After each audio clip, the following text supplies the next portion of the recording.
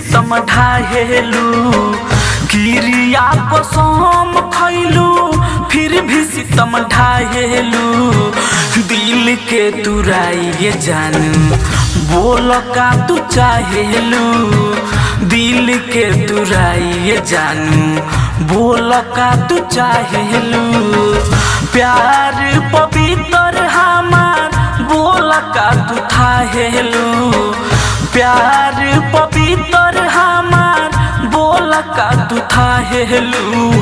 दिल के तुराइए जानू बोल का तू चाहेलू, दिल के तुराइए जानू बोल का तू चाहेलू।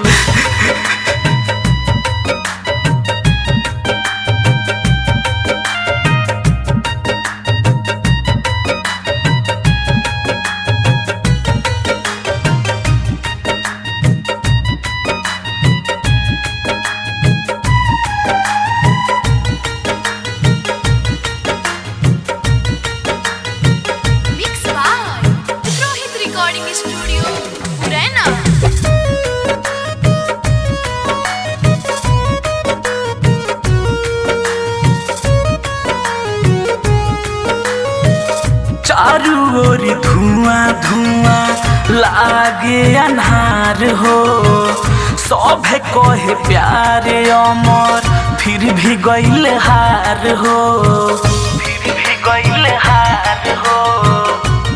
हे जान काहे ऐसे कइल?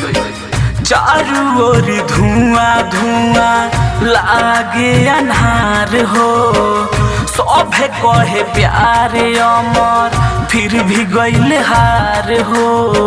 लागतानी बोझ का तू हमारा के डाहेलू, लागतानी बोझ का तू हमारा के डाहेलू। दिल के तुराइए जानू बोल का तू चाहेलू, दिल के तुराइए जानू बोल का तू चाहेलू।